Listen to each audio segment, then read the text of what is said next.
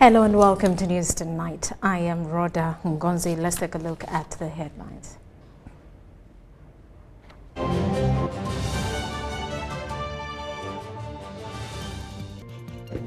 President Museveni meets Italian Ambassador Stefano Gatti.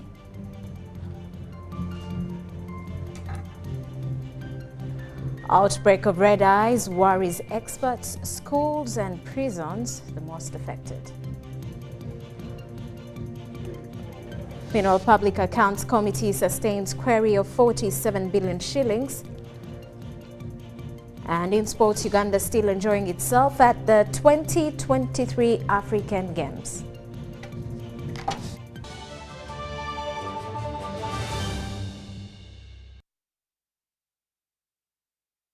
Hello once again.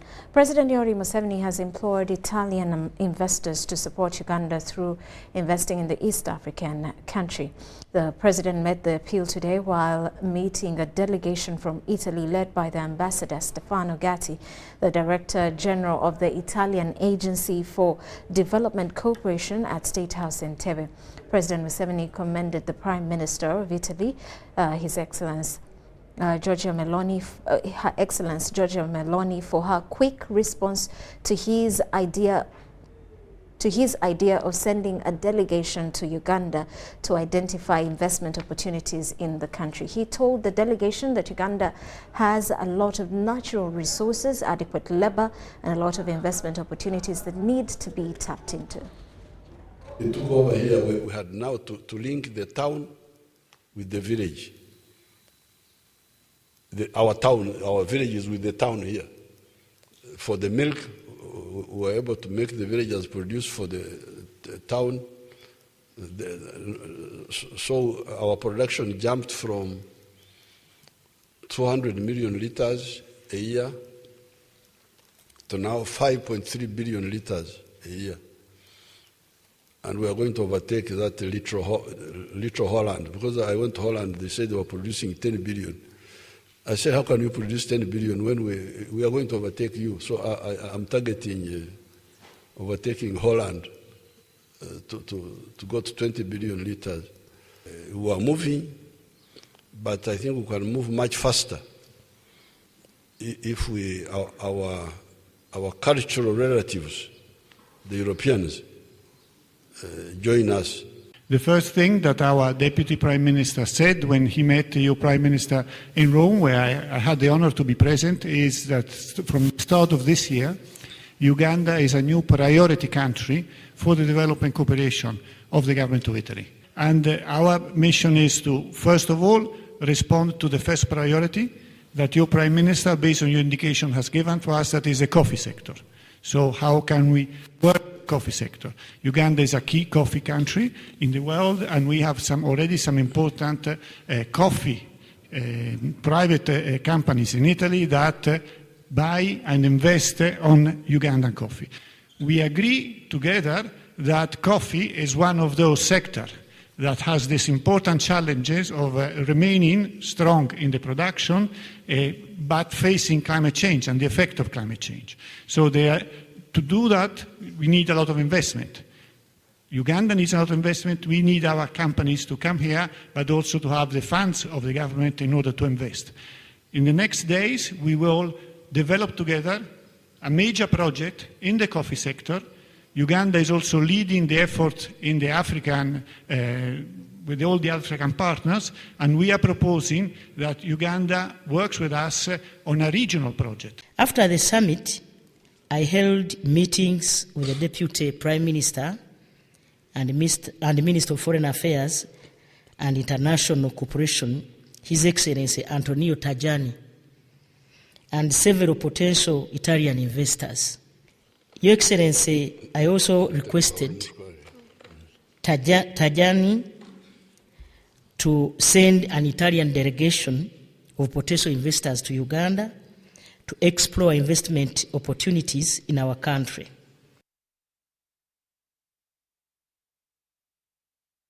Meanwhile, President Yoweri Museveni earlier today left the country for an official working visit to Zanzibar. This visit is at the invitation of Her Excellency President of the Republic of Tanzania, Dr. Samia Suluhu Hassan. Now, at Entebbe International Airport, President Museveni was seen off by the Vice President, Jessica Lupo, Head of Public Service and Secretary to the Cabinet, Lucy Nachobye, the Deputy Chief of Defense Forces, Lieutenant General Peter Elwelu, Uganda Police Director of Human Resource Management, AIGP Godfrey Goloba, and the Deputy Commissioner General Prisons, Samuel Akena.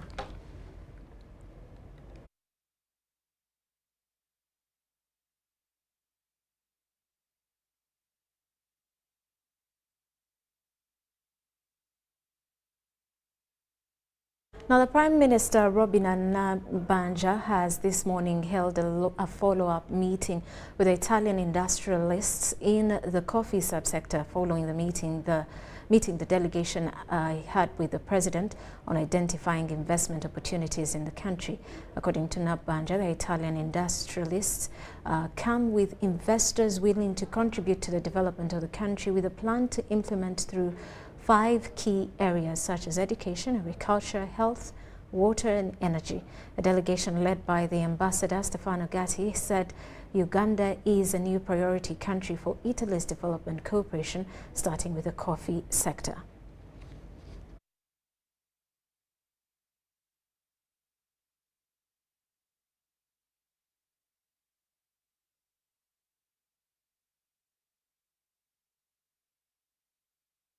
Then Prime Minister also consider that when we have a state visit, that I hope it will definitely be this year, we sign a new framework agreement for the next 3 years based on the area of cooperation. This is important for us because then it binds us legally to provide the funds not only now but also going forward. So that will be also an outcome on official visit, a 3 years agreement. We have signed that in other countries with the different sectors already identified and the financial commitment on the side of the government of Italy. So I'm happy that this delegation yesterday met the President, and today we are here to make sure that we further the discussions and get details and have action matrix of how we shall move. And remember, the President directed that we break ourselves in 2 groups. We shall have a group that will deal with coffee, with the coffee companies that want to add value to our coffee from Italy. We shall also have a group of those banks, multi-billion banks that have come from Italy with the Ministry of Finance. We shall also have a group from the Ministry of Agriculture to deal with livestock, and of course, Uganda Investment Authority to give us the incentives that our investors expect from Uganda. Now, the Ministry of Energy has announced the outbreak of strange red-eye disease in different parts of the country. The Permanent Secretary of the Ministry of Health, Dr. Diana Twine, has called on the public to be vigilant and uphold some guidelines related to the fight against COVID-19, especially washing hands regularly. So far, the ministry has registered over 900 cases. The detection of the red eyes epidemic among schools and other congregation places has raised tension among the public. The Ministry of Health has confirmed reported cases of over 900 and given preventative measures. Has been detected in some schools in Kampala, in Wakiso. Our Director of Public Health has been tasked to go and check the extent. Investigations have been ongoing. We've picked samples and taken them to our lab, not specifically to tell you anything, but for us to be able to know what kind of infection we are dealing with, so that we can distinguish between whether it's viral or bacterial. This infection has been reported in prisons in different parts of the country, but it's also now been reported recently in schools in Kampala, and so we are following shortly to see and continuously so that we get a complete picture. Red eyes disease has been detected in schools around Kampala Metropolitan, Ruzila Prison, Padel Prison, Lira Main Prison, Kasanda Prison, Kaweru Prison, Erut Prison, Kampala Remand Prison, and Makishon Bay Prison. Where we have congregated populations, it was first reported in prisons, and now we are receiving reports from certain congregated institutions like schools. We know that this disease can be spread from one person to another, and the numbers will quickly increase. This disease presents with people having red eyes, the eyes are itching them, and they are tempted to scratch them. The Commissioner of Public Health, Dr. Daniel Chabayinza, advises the public to uphold personal hygiene, especially washing hands regularly. Back in the habit of washing and sanitizing their hands, and to prevent touching the eyes, because by touching surfaces where somebody else has had red eyes sat or been, and then you touch your eyes, then you will transfer the disease to yourself, you will infect yourself. So the key message is to make sure we prevent this kind of. Those with signs of red eyes are advised to isolate and seek medical attention, and the public is cautioned on shaking hands. So we require people to keep personal hygiene, keep the hands clean, not touch or rub them, and those who are sick should stay home so that they don't be part of the people spreading the disease from another. In schools, the parents should be able to isolate their children who already have signs. The disease is contagious with high-speed spread rate, and all public gathering places are advised to install washing hands points. But what we want to remind the public is that wash your hands.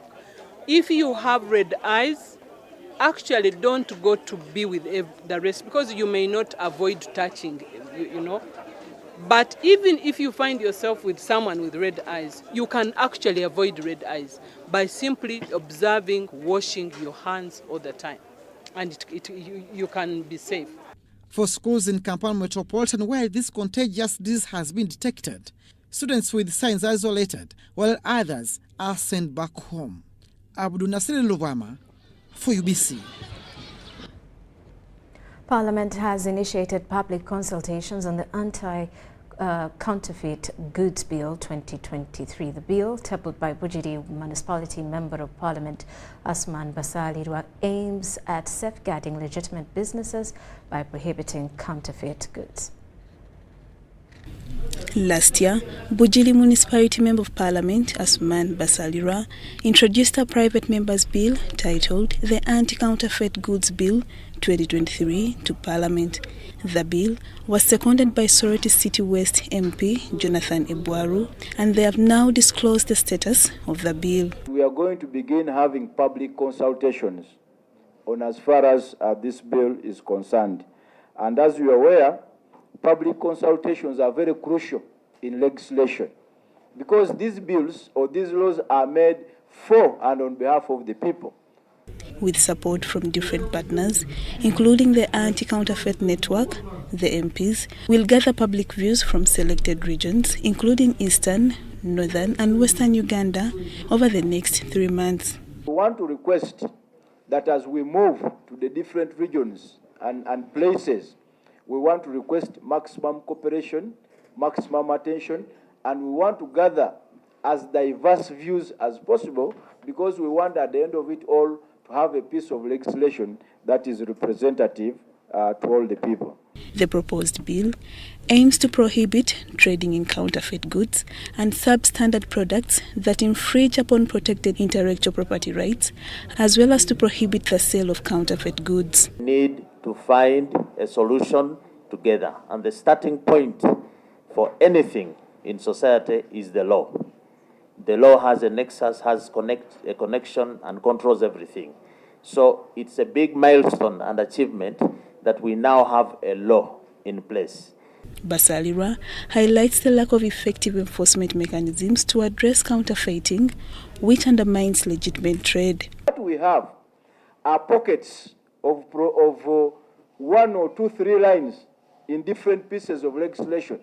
So you will go somewhere in a UNBS, find something there.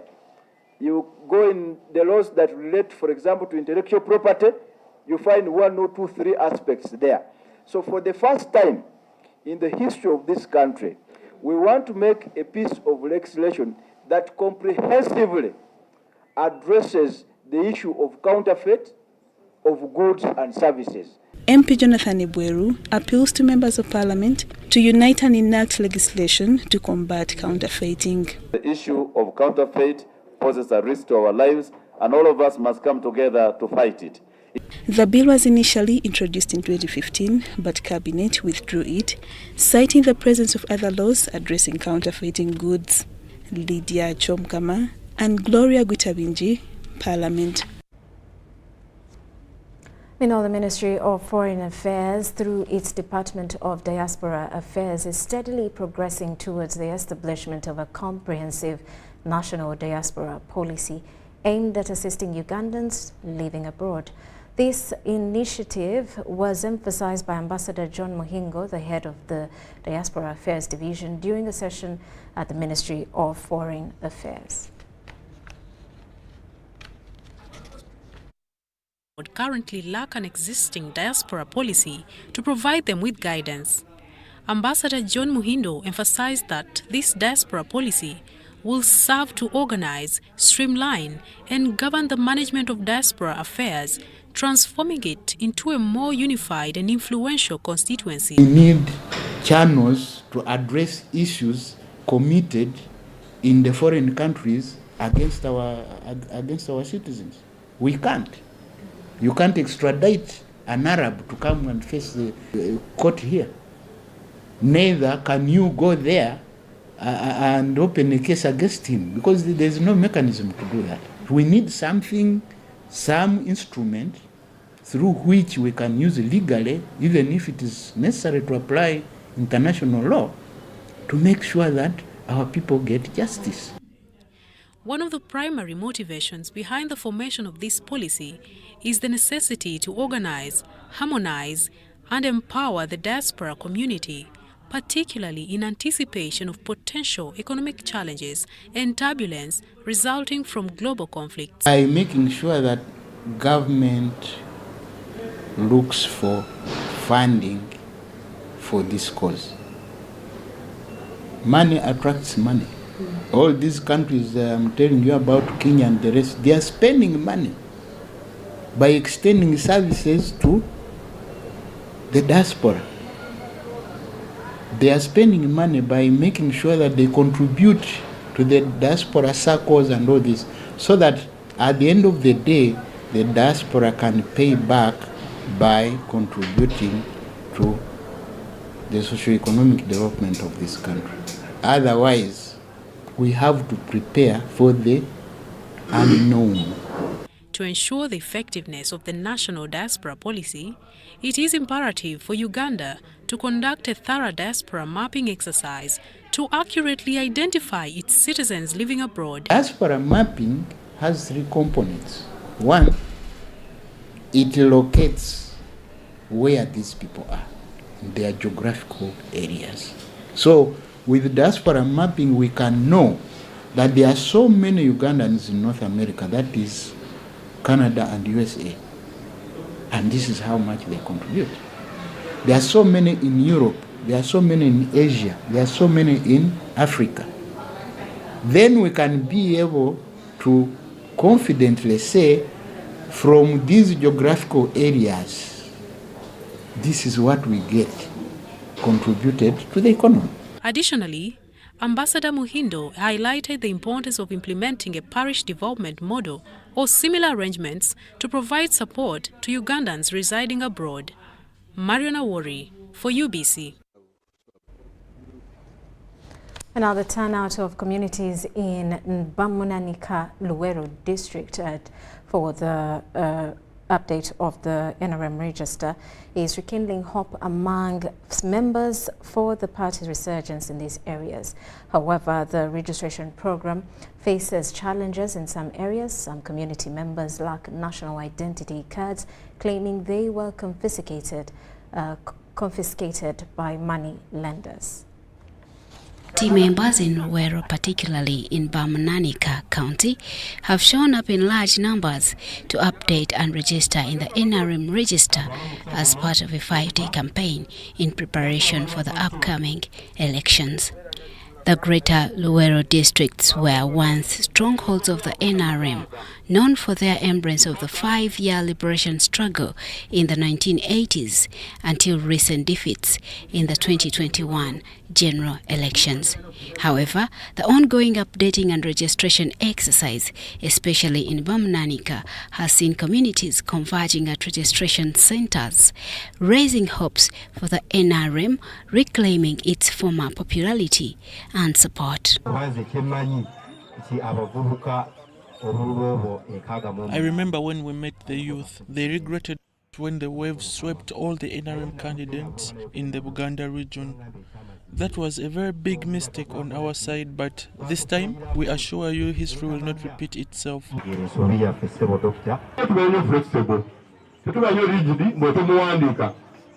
We shall be flexible, ladies and gentlemen. We shall not be rigid, because there is no DNA test that can reveal that a member is DP, NRM or NUP.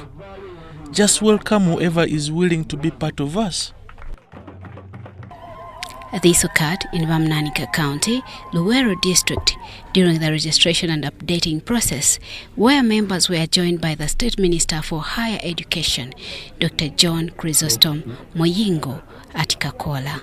Minister Moyingo encouraged communities in Luweero and the country at large to commend the NRM government for maintaining peace and stability across the country.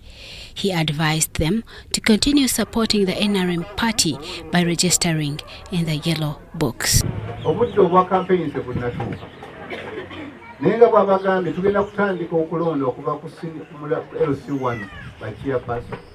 It is not yet time for campaigns.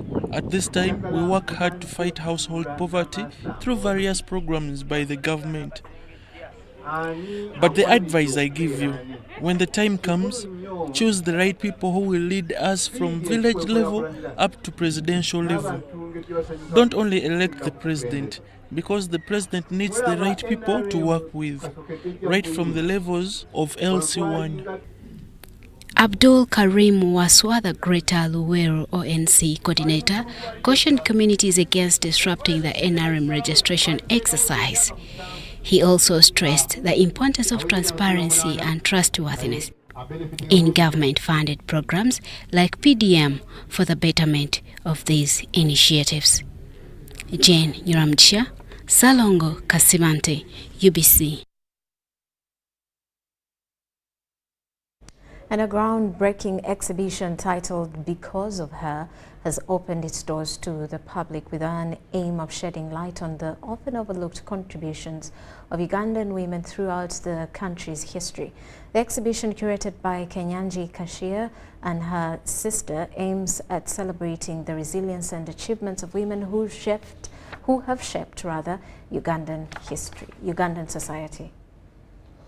Nangi Keshia, the co-founder Because of Her and proprietor of the exhibition, explains that the inspiration behind the project stemmed from a desire to address the lack of recognition for women who have played pivotal roles in shaping Ugandan history. We have categories of this exhibit. The first category is always historical pieces.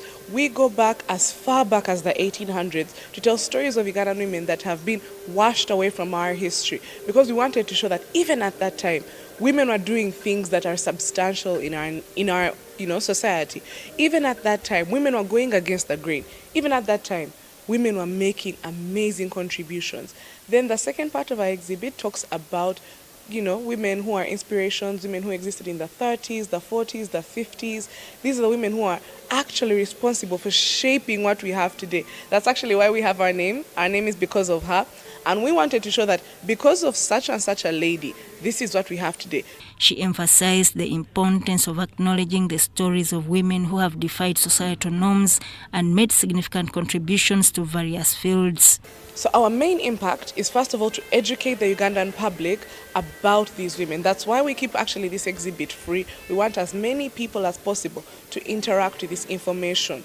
That thing of knowing that, oh, this woman existed in 1942 and she is responsible for ABCD.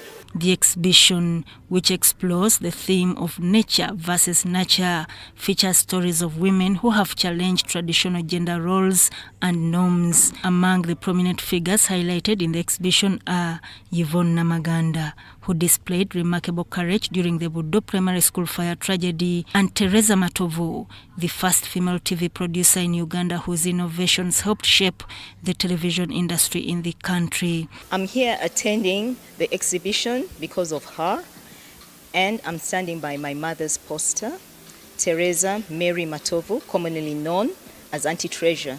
For those of you who are familiar with Uganda television, she used to work there as the chief TV producer. This is one way to recognize our elderly parents, and I thank the organizers of this exhibition. Our parents are not in the limelight, but they have served the country diligently. I have fond memories of Uganda television, where we used to go as children and participate in the children's programs. The exhibition also serves as a platform to promote gender equality and raise awareness about pressing issues affecting women and girls in Uganda today. We have people like Patience Ponia Ikoru, who is a contemporary with us now, and one of the things that she's so adamant about talking about is period poverty. So when we are taking someone through this exhibit, when we get to her profile, we go into depth about certain things that are affecting girls in our society today. Sudat Kaye, UBC News.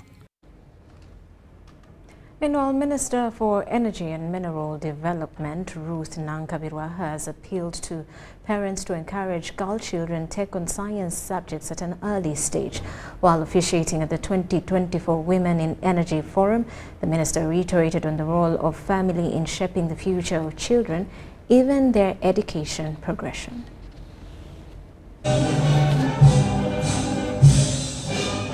The Women in Energy Forum, organized by the Electricity Regulatory Authority annually, intends to mobilize women and school-going female children towards science subjects. So in their solutions, they proposed more funding to drive research and innovation.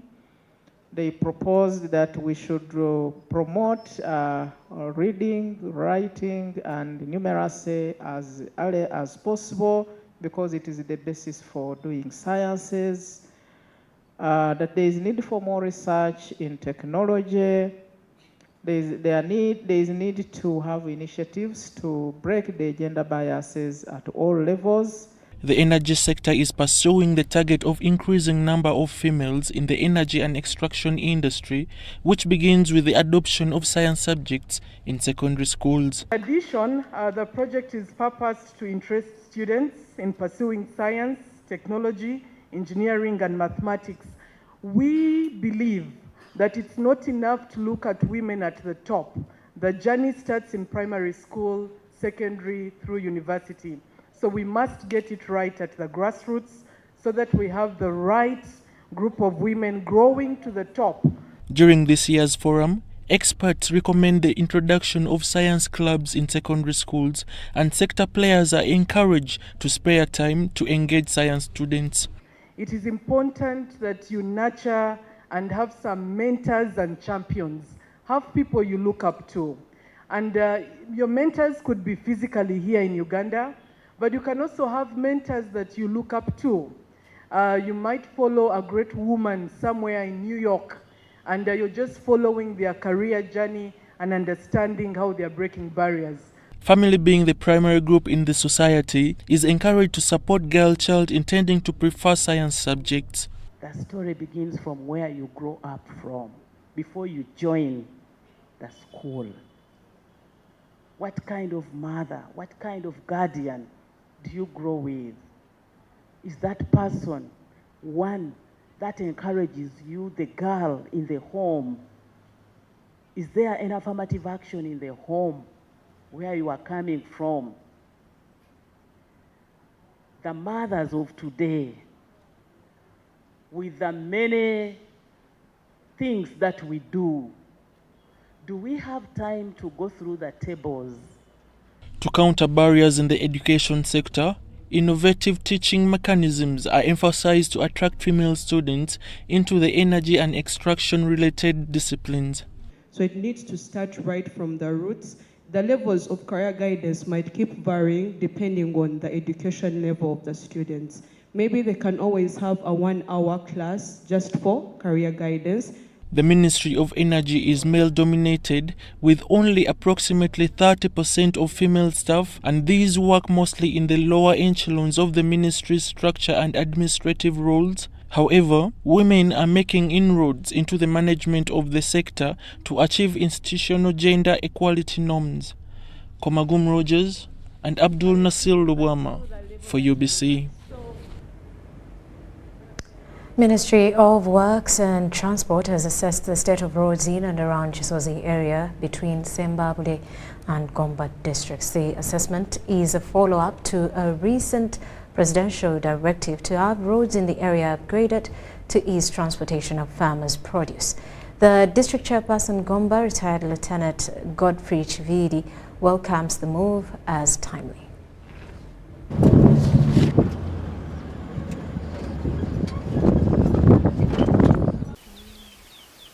Tewali kuliyirirwa zino nguudo zaffe za community zaffe tulina tuyisenge waffe eri Bugomba ng'omuntu omu yazimba ekikomera ku kkubo naye ngambye nti ne sayidi endala yange konze tujja kwagala ku budde obwo. Nze ekyandeese twafuna directive, actually nze nafunye directive okuva ewa Minisita Katumba Wamala nga afunye bamugambye ti asindike team eGomba. I think president yali akoze yabasuubiza. I think yali eno n'abasuubiza. So nze omulimu ogwange kujja kulaba nguudo ezo kuze assessinga kulaba sente meka zeetaagisa then to planning Kampala. As per now, we have not known how many kilometers, but we are just making assessment because the whole Greater Chisozi has more than 45 kilometers. So I think they will have to prioritize to get the one which has a bigger hinterland with many people. So our assessment is just to go around with such roads and see what should be first, what should be worked upon first. How many villages are targeted here? There are 7 villages, 4 from Gomba and 3 from Sembabule district.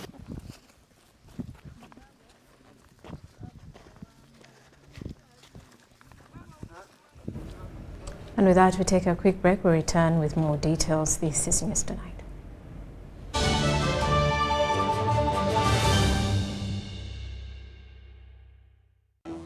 Fred! Osmosis. Freddy! Fred Dollar, my boss, CEO Inojo, the general of generals, the conqueror of conquerors, the first and the final, the sky above the skies, the promised land, the terms and the conditions, the international king crocodile, the source of the Osmosis. the Nile. I don't have money today. Just take a polite loan of 200k to stock on my shop. The signs and symptoms of success. The bank commander, not the bank teller. Why hustle for a loan when you've got MTN Momo? We're sorting it. Use the Momo app or dial *165*5# for all quick loans. Choose from the different loan options from our partners and get one that works for you. Together, we're unstoppable. Have you packed more with Harbour Jelly and Harbour Foam? Yes, we packed. It will protect your skin from skin rashes. More with pack. It is a new improved more with Harbour Jelly. So soft and smooth. It is a more with Harbour Jelly. Tell me, kids, the scent.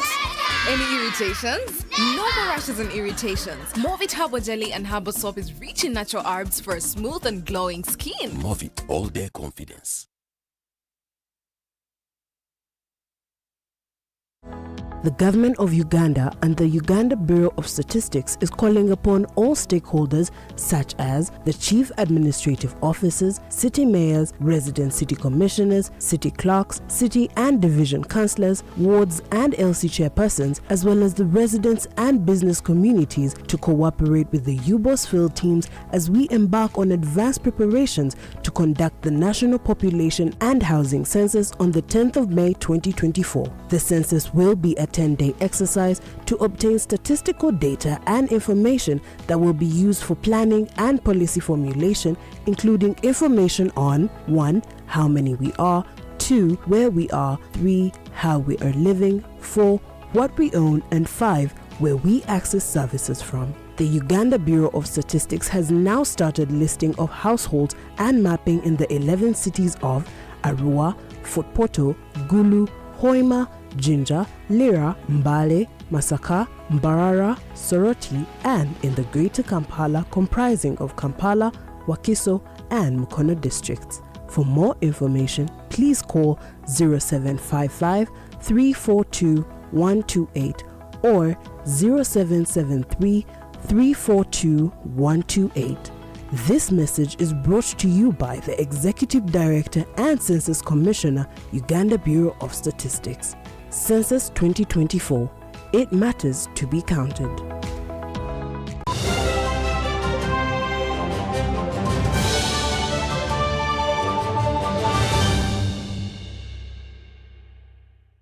Welcome back. You are still watching News Tonight. Minister for Defence and Veteran Affairs, Vincent Bamulanga Chisempija, and the State Minister for Microfinance, Haruna Kasolo, are rallying all supporters of the NRM and well-wishers in Greater Masaka to turn in big numbers and welcome the Senior Presidential Advisor on Special Operations, General Muhoozi Kainerugaba, who is visiting the area tomorrow for a public baraza to be held at Masaka Liberation Square. On Friday, 15th March 2024, Kampala-Masaka Highway will be a busy route as hundreds of Patriotic League of Uganda supporters will be heading in the areas of Greater Masaka for a public baraza. For this event, which is going to be attended by the Senior Presidential Advisor on Special Operations and the Chairman of PLOU, will convene at Masaka Liberation Square in Masaka City.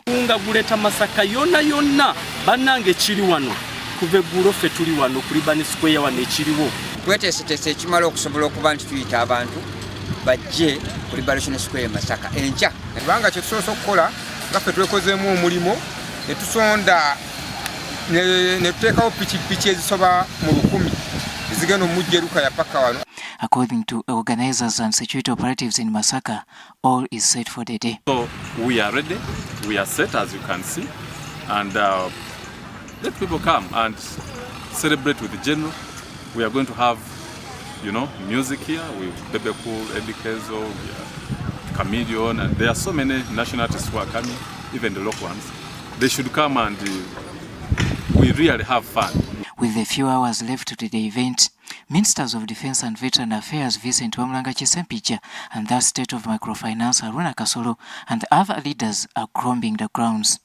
Nolwekyo tubeebaza emirimu ate twagala tubeere nga tubeera nammwe mu buli kintu kyonna ate tulabe nga nammwe Mukama abayamba ne mugenda nga mulinnya si bwe kiri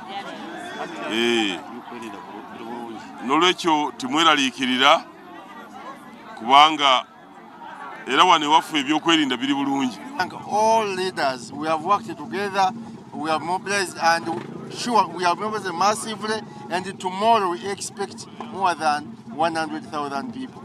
The call to local communities, mainly from Greater Masaka, is to come and receive the first son with enthusiasm. Abavuko ngabo baranga bwa charges bagamba ono gwe bagala bere president ajja gwe bagala bere next president.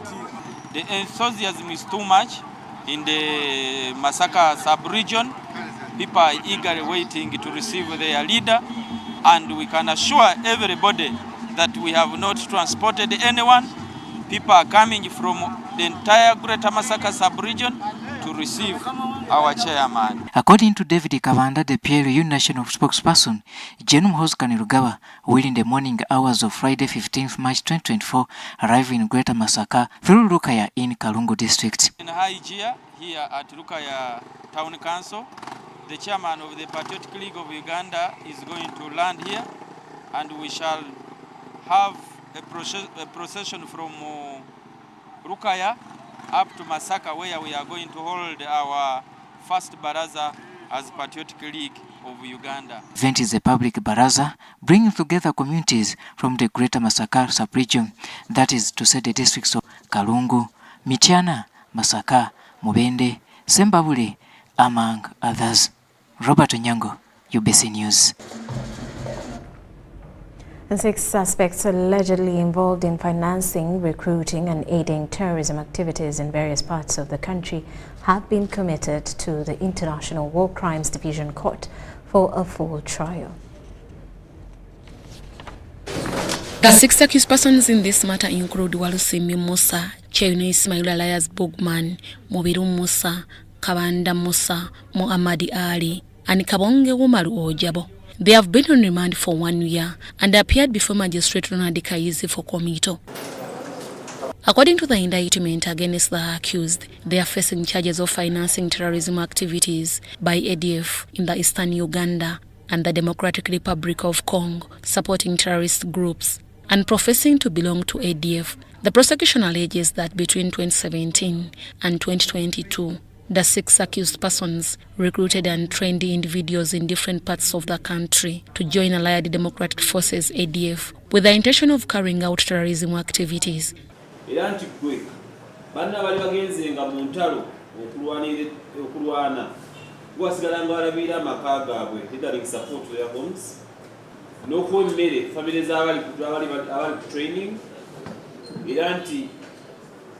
wanonya nnyo ssente mwami wa Lusimbi ezabeeranga maka Sheikh Ubaida yali mu Kongo ng'alwana. The indictment further shows that Walusimi Musa spotted his co-accused, Cheyine Usma, who was a notorious robber in Kampala Metropolitan in 2018, and recommended him for recruitment into ADF. Mr. Kabong wakkiriza nti gw'oli mutujju wa ADF era wakwata abaana bo babiri abato, omu wa myaka 8 omulala myaka 11 2012 n'obatwala mu butujju nga wabawa Sheikh Ubaida. Poliisi bwe yagenda mu makaago Mr. Kabong basangayo mundu, basangayo waya, basangayo ebyuma n'ebintu ebirala ebikozesebwa mu kukola bomu. It's also alleged that before the recruitment, the individuals underwent training in jihadism in Kawempe, Kampala district. Another commander of the accused, Kabanda Musa Elias Musomesa. The training included firearms use and manufacturing explosive devices. Additionally, in August 2022, Cheyune and Mwebe were allegedly provided with a pistol and ammunitions, leading them to rob 130 million Ugandan shillings and $300 from a Congolese national Salama Lord. Bakusindika ne A1 Cheyune munoonye ssente z'ekibiina kino ekya ADF era wafuna pistol nga gundi yagikuwa Musa Muko, walagirwa mwami Kabanda F3 okwata omusirikale LDU omukuba amasasi omutte yawe mulago kubanga mwali musuubira nti yali abaspyingako. The stolen money was reportedly sent to Congo to support ADF. Prosecution intends to rely on phone call data records, confessional statements, ballistic reports, and scenes of crime reports to secure convictions against the accused. Basing on the evidence presented, Magistrate Rhoda Ngonzi committed the 6 suspects to the International War Crimes Division Court for trial. Deborah Namamonde, UBC News. The Uganda Allied Health Examination Board has released the results for the nurses' examinations for the 15th series. The results revealed an increase in the number of candidates rising from 7,217 to 7,336 as presented by State Minister for Higher Education, John Chrysostom Muyengo. The 0.7% increase in the number of health student candidates was praised, with a call for more women and girls to pursue courses in the health sector. Minister Muyingo emphasized that this increase signifies a growth in the workforce within the health sector. I appreciate the general increase in the numbers of candidates from 7,217 to 7,336. That is 0.7%. And that of the female candidates from 2,873 to 3,154, which is 11%. And she says this is very commendable indeed. However, in the spirit of equitable access to education, more efforts are needed, still required, to attract the female students into the allied health professional education and training. There was a concern about the need to create up to standard human capital, and training institutions were urged to recruit tutors capable of nurturing the best professionals. The proprietors of private health training institutions to do the same, to bridge the gap, the staffing gaps, and solve the challenges of inadequate resources. See Uganda Vision 2040, human capital is a top priority. When you look at the National Development Plan 3 going to Plan 4, human capital development is top priority. NRM also manifesto did not leave human capital development, and that is the reason why we are saying thank you to His Excellency, because of the importance he attached to human capital, above all, the importance he attached to the health of the people of Uganda. We have been providing these resources to the institutions for preceptorship allowance since this financial started, and therefore I expect the supervision to improve with now the motivation. But Health training institutions have requested government leaders to advocate for financial support and training equipment to ensure smooth training for the students. We now request our dear Honorable Minister for financial support to acquire more equipment and furniture for the effective utilization of the facility that has just been completed. UAHEB has also continued to enjoy the good working relationship. The released exam results also showcased a significant increase in the number of female students, rising from 2,873 to 3,154. Mariona Wari and Adia Nakuti for UBC. There was a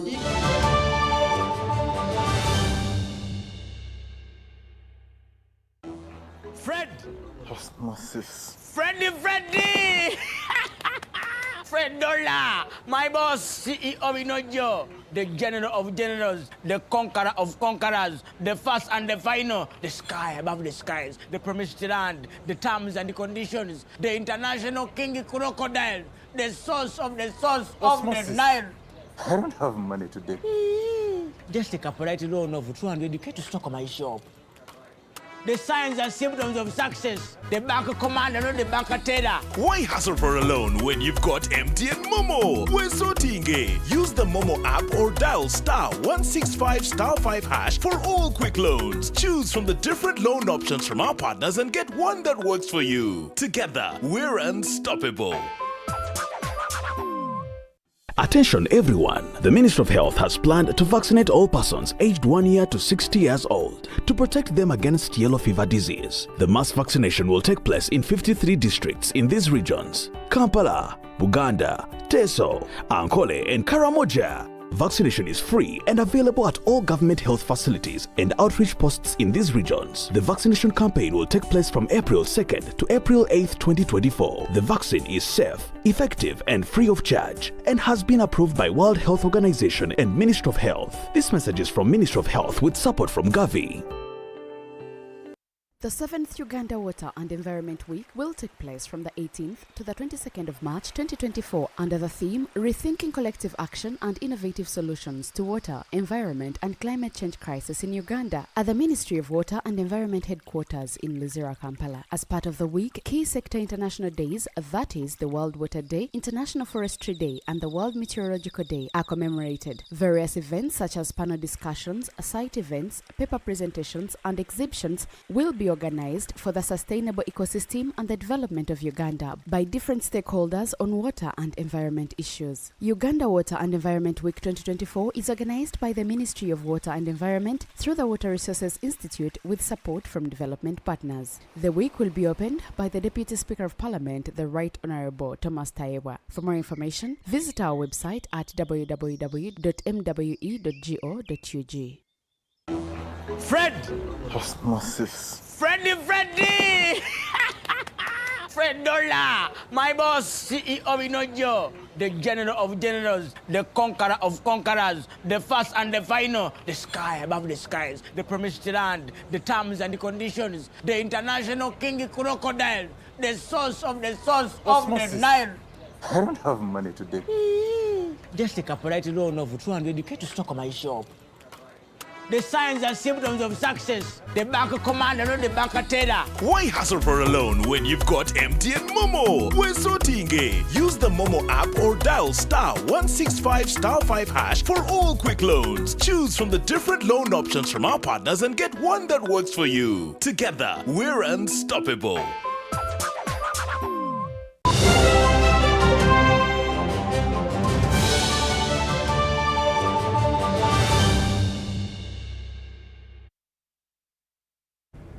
And on business news, women entrepreneurs in Uganda's tech industry are advocating for increased startup capital, recognizing its crucial role in unleashing the full potential of creativity and innovation in businesses. However, they also encounter challenges such as the digital divide, where they create products for communities that may lack the means to access them, thereby hindering their impact. In Uganda, women are fiercely advocating for gender equality, firmly believing in their ability to excel in the tech sector. Sabrina Atwine, the Chief Executive Officer of Nimarunji Initiative, is among those leading the charge. As a tech entrepreneur, Sabrina emphasizes the significant gender gap prevalent in Uganda's technology landscape. As a person, I genuinely think that if we want development, if we want growth, if we want sustainability, if we want development, if we want to have long-term solutions to our society problems that we've had for so long, investing women is definitely one of the big things that we need. Investing in startups like Nimarunji, spearheaded by women. While dreams are becoming a reality for some women today, there are still significant challenges faced in their strive to dominate in fields traditionally viewed as male-dominated. For me, I look at women as potential. I look at women as assets. Yes. I look at women as a market pool itself, yeah?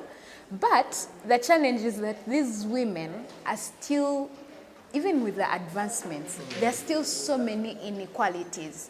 The advancements that we can see when it comes to women equality is really in centers like Kampala. Prosi Wanyana, innovation lead at the Innovation Village, echoes Sabrina's sentiments. Both young women in business believe that supporting women's ideas and offering programs to help them build their businesses incrementally will lead to their success. Yeah, so there is this gap of, as I said, women not being trusted with a lot of things, but at the end of the day, when you find a team that does not have women, it's chaotic. That a business that doesn't, we are fast thinkers, quick thinkers, put things together because we have a lot of things to do. Women tend to make small monies work. They think beyond food. They think in the future. Women's thoughts are futuristic. Uganda boasts of a thriving entrepreneurial ecosystem, but it also grapples with a high rate of business failures. Look at Uganda, most of these businesses are really small, small enterprise businesses, and we tend not to keep books.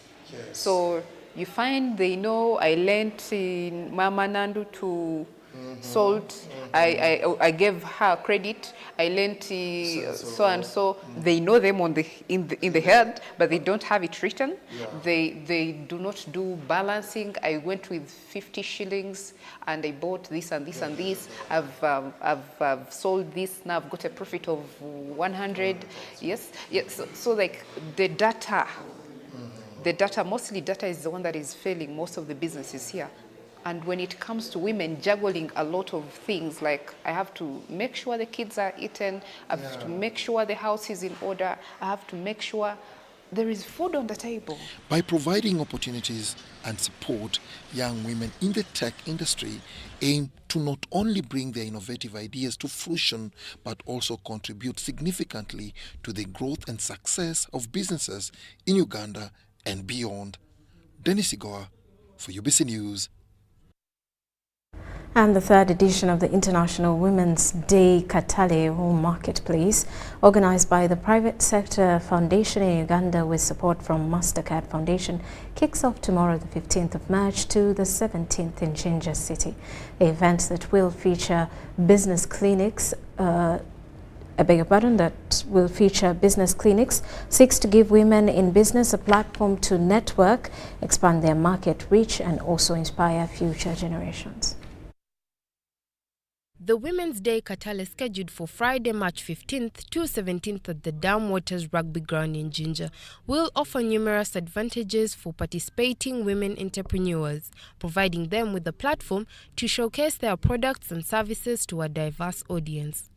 But I think Jinja is going to be the best because I see this as the tourism city. I see this as the entrepreneur city. And what we're praying is we want all the ladies, all the women in Jinja, all the women in Kamuli, to come and see the showcasing of all the women entrepreneurs in Jinja. The city leadership is optimistic that the tailored business clinics and individual interactions with experts will equip women with invaluable knowledge and skills essential for business success and growth. And financial support. Most of them would like to expand, to grow, but they don't have the capacity because most times they just borrow from banks and they are not able to sustain their businesses because of financial support and also market for their products.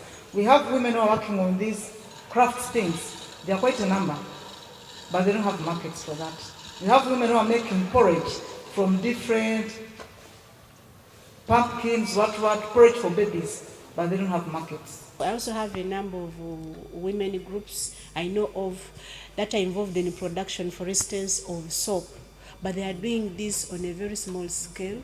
They do not have, the machines that they can use to produce quality, to make quality products, but also be able to produce in bulky.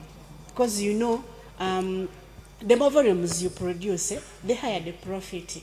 Investing in women is not only the right thing to do, but also a critical step for economic development, says Apollo Muyanja, the project director lead farm structure at the private sector umbrella body. We have enlisted the participation of over 250 exhibitors. Some of these exhibitors that are coming are looking for distributors in Jinja and in the Busoga region. Some of them are also looking for franchisees. So it's not just a question of them exhibiting their goods and services. This Katale Season 3 is coming packed with business opportunities. The event will run on the theme, Bridging Economic Divides for Women's Prosperity. This initiative is supported by Young Africa Works Lead Farm Structure program that is implemented in partnership with the MasterCard Foundation. Laura Nagaba for UBC News. Well, that does it for News Tonight for now. We do return at 10 o'clock with more details.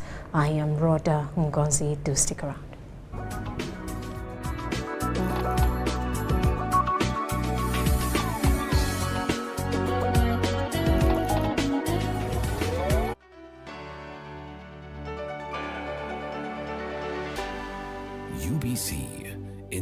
empowering Uganda.